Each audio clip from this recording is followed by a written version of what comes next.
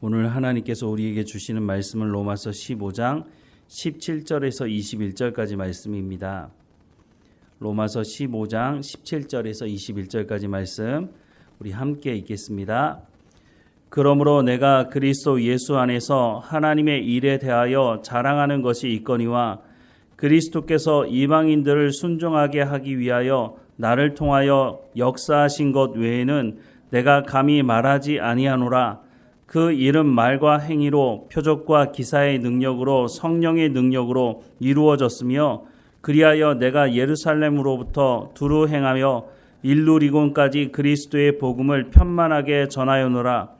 또 내가 그리스도의 이름을 부르는 곳에는 복음을 전하지 않기를 힘써노니 이는 남의 터 위에 건축하지 아니하려 함이라. 기록된 바 주의 소식을 받지 못한 자들이 볼 것이요 듣지 못한 자들이 깨달으리라 함과 같으니라. 아멘. 바울은 예수 믿는 사람들을 잡아들이기 위해서 다메섹에 가다가 예수님을 만나고 예수님을 영접하게 되고 회심하게 됐습니다.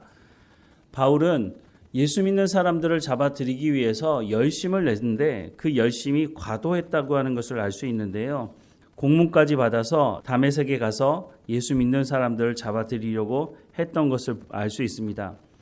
바울이 이렇게까지 한 것은 예수가 메시아가 아니고 예수가 우리를 살려주는 것이 아니라 자신이 믿고 있는 그 율법이 자신을 살려줄 것이라고 하는 믿음을 가지고 있었기 때문이었습니다.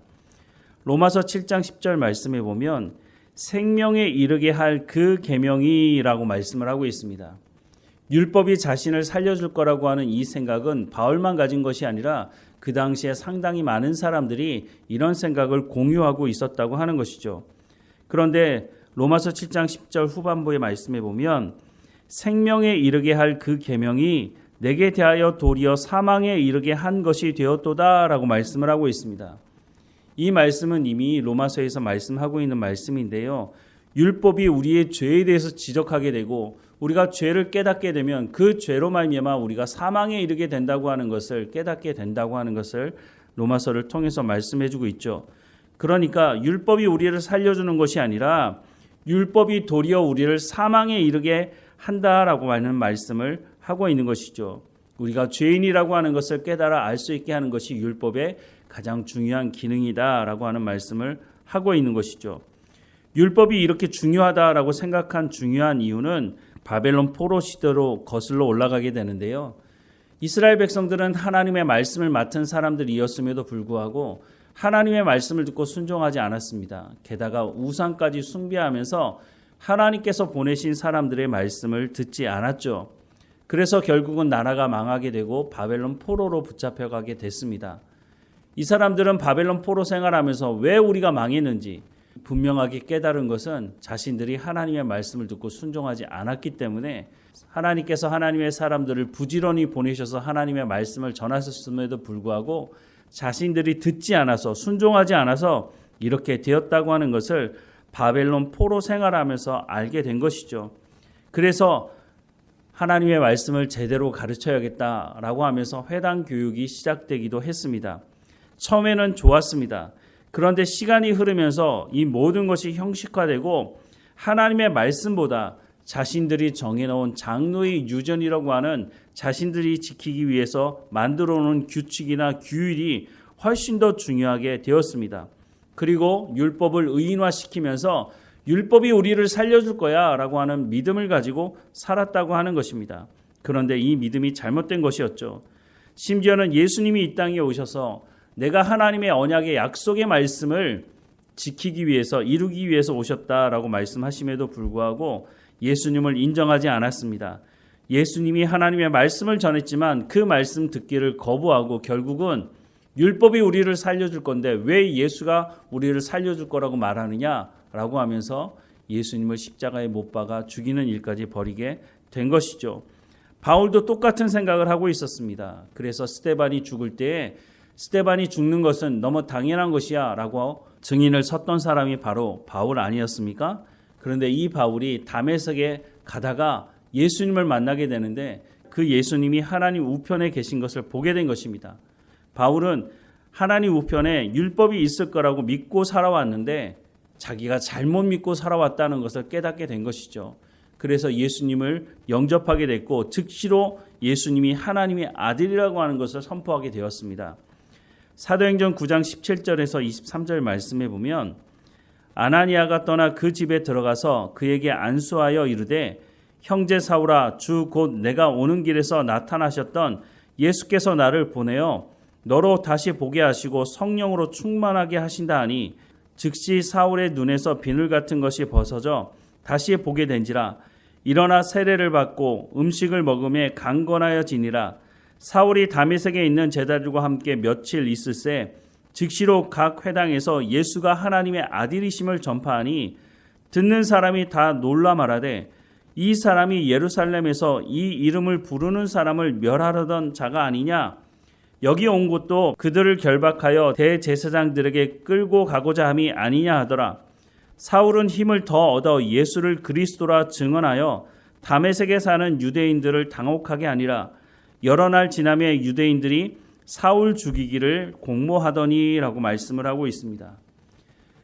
예수 믿는 사람들을 잡아들이려고 가던 그 사울이, 그 바울이 예수님을 영접하고 나서 예수님이 하나님의 아들이시고 예수님이 메시아 그리스도 우리를 구원하실 분이라고 선포하고 있으니 유대인들이 당혹할 수밖에 없죠.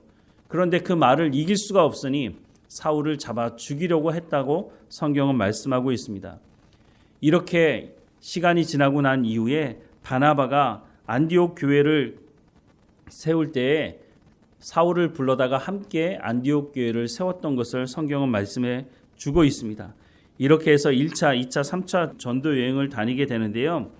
물론 1차 전도 여행이 끝난 이후 2차 전도 여행을 시작할 때 마가 요한의 문제 때문에 바나바와 바울이 갈라서게 되지만 그 이후로도 바울은 열심히 복음을 전해서 교회를 세우는 역할을 하게 됐습니다. 사도행전 9장 15절부터 16절 말씀해 보면 주께서 이르시되 가라 이 사람은 내 이름을 이방인과 임금들과 이스라엘 자손들에게 전하기 위하여 택한 나의 그릇이라.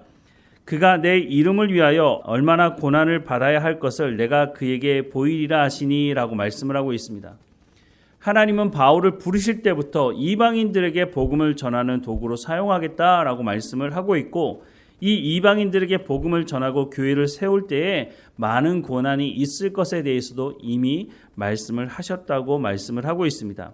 바로 이런 과정을 통해서 교회가 세워지게 되는데 오늘 본문의 말씀에도 보면 17절 이하에 그러므로 내가 그리스도 예수 안에서 하나님의 일에 대하여 자랑하는 것이 있거니와 그리스도께서 이방인들을 순종하게 하기 위하여 나를 통하여 역사하신 것 외에는 내가 감히 말하지 아니하노라. 그 이름 말과 행위로 표적과 기사의 능력으로 성령의 능력으로 이루어졌으며 그리하여 내가 예루살렘으로부터 두루 행하여 일루리곤까지 그리스도의 복음을 편만하게 전하였노라. 또 내가 그리스도의 이름을 부르는 곳에는 복음을 전하지 않기를 힘써노니 이는 남의 터 위에 건축하지 아니하려 함이라. 기록된 바 주의 소식을 받지 못한 자들이 볼 것이요 듣지 못한 자들이 깨달으리라 함과 같으니라 라고 말씀하는 이 말씀을 통해서 바울이 어떤 사역에 집중하고 또한 바울 사역의 원칙이 무엇인지를 설명하고 있는데 그것을 한마디로 말하자면 바울의 사역은 개척이었다고 하는 것입니다. 그것도 복음이 전해지지 않는 곳에 교회를 세우고 복음을 전하겠다라고 하는 것이 바울 사역의 핵심이었다고 하는 것이죠. 조금 전에 말씀을 드렸던 사도행전 9장 15절과 16절 말씀 주께서 이르시되 가라 이 사람은 내 이름을 이방인과 임금들과 이스라엘 자손들에게 전하기 위하여 택한 나의 그릇이라. 그가 내 이름을 위하여 얼마나 고난을 받아야 할 것을 내가 그에게 보이리라 하시니라고 하는 이 말씀과 오늘 본문의 말씀이 연결되어져 있는 것이죠. 바울은 어느 곳에 가든지 하나님의 말씀을 전하는 일에 집중했고 바울이 갔던 곳은 대부분이 하나님의 말씀을 한 번도 들어보지 못한 예수 그리스도가 누구인지 알지 못하는 그 사람들에게 가서 복음을 전했고 그곳에서 교회를 세웠던 것을 알 수 있습니다. 바울이 어떤 사역을 했는지를 이렇게 밝히는 중요한 이유 중에 하나는 로마서 15장 22절부터 24절 말씀에 그러므로 또한 내가 너희에게 가려 하던 것이 여러 번 막혔더니 이제는 이 지방에 일할 곳이 없고 또 여러 해 전부터 언제든지 서바나로 갈 때에 너희에게 가기를 바라고 있었으니 이는 지나가는 길에 너희를 보고 먼저 너희와 사귐으로 얼마간 기쁨을 가진 후에 너희가 그리로 보내주기를 바람이라 라고 말씀을 하고 있는 이 말씀을 통해서 바울이 서바나까지 가기 원하는데 내가 그곳에 가기 위해서 많은 재정이 필요하기도 하다.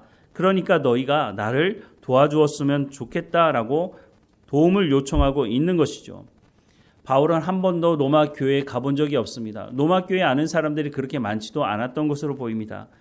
그래서 바울이 로마에 먼저 이 복음에 대한 말씀을 담고 있는 로마서를 쓰는 중요한 이유가 바울이 어떤 사역을 하고 있는지를 로마 교회 성도들이 알아야, 바울이 어떤 사람인 줄 알아야, 그래야 서바나까지 바울을 파송하든지 파송하지 않든지 결정을 할 것 아닙니까? 그래서 로마서에 복음이 무엇인지, 바울이 어떤 사역을 하고 있는지를 담고 그들에게 먼저 보냈던 것을 알 수가 있는 것입니다. 바울은 교회가 세워지지 않은 곳에 교회를 세우는 사역을 했다고 말씀을 하고 있습니다. 그 일에 증인이 되는 사람들이 여러 명 있었고 로마 교회에 이미 이 바울이 어떤 사역을 하고 있는지를 아는 사람들이 있어서 그 사람들이 또한 바울에 대해서 소개를 했을 것으로 보여집니다. 여러 사람들이 복음을 전했지만 바울만큼 복음에 대해서 확실하게 이렇게 정리해서 전하는 사람들은 많지 않았던 것으로 보여집니다. 우리가 이 시대에 로마서를 볼 수 있는 것이 얼마나 감사한 줄 모릅니다. 로마서를 보면 우리가 어떤 상태에서 구원을 받았는지, 우리가 받은 구원이 얼마나 놀라운 것인지, 또한 예수 그리스도를 통해서 구원받은 우리가 하나님과 어떤 관계로 살아갈 수 있는 것인지, 하나님은 우리를 어떻게 생각하고 말씀하시는지, 그리스도인들은 어떻게 살아가야 되는지, 이런 것을 요약해서 정말 잘 담고 있는 것이 로마서 말씀이고, 그래서 우리가 로마서 말씀을 잘 알아야 되는 이유가 여기 있기도 한 것입니다. 우리가 로마서 말씀을 잘 알아야 우리가 또한 복음을 전할 수 있기도 한 것입니다. 바울이 로마서를 마무리해 가면서 자신이 어떤 사역을 해왔는지, 또한 어떤 사역을 하고 싶은지, 그래서 로마 교회 성도들이 이 일에, 이 하나님의 사역에 동참하기를 원한다라고 말씀을 하고 있는 것이죠. 오늘 선교사들이 이 부분을 잘 기억하면 좋겠다는 생각을 합니다. 선교사들이 선교지에 흩어져서 많은 사역을 합니다. 하지만 그 사역의 중심에 하나님의 말씀을 전하고 교회를 세우는 사역을 하고 있다. 내가 어떤 사역을 하고 있다. 이런 것이 정리되어 있어야 그 선교사에 대해서 알지 못하는 사람들이 이 소식을 받아들었을 때에 내가 이 선교사를 후원해야겠다. 이 하나님의 사역에 동참해야겠다라는 생각을 하지 않을까 하는 생각을 해보게 됩니다. 로마서를 통해서 우리가 여러 부분을 알게 되고 깨닫게 되고 우리의 삶에 적용하게 됩니다. 오늘 우리에게 말씀하시는 이 로마서 말씀, 복음이 무엇인지에 대한 말씀하시는 것을 우리가 다 잘 귀담아 듣고 우리 것으로 삼아서 우리가 우리의 삶에서 열매를 맺음으로 우리가 복음을 증거하고 또 협력해야 될 부분이 있으면 또 요청하고 함께 하나님의 사역, 하나님의 나라를 이루어가는 우리의 삶이 되기를 주님의 이름으로 축원합니다. 기도하겠습니다. 사랑하는 하나님, 바울을 통해서 어떤 사역이 일어났는지를 우리가 이 시대에 듣게 됩니다. 우리는 어떤 사역을 해야 하는지를 또한 보게 하시고 무엇보다 복음이 무엇인지를 우리가 제대로 깨닫고 복음적인 삶을 통해 삶의 열매가 있게 하셔서 우리가 하나님의 사역에 함께 동참하며 하나님의 사역을 함께 이루어가게 하옵소서.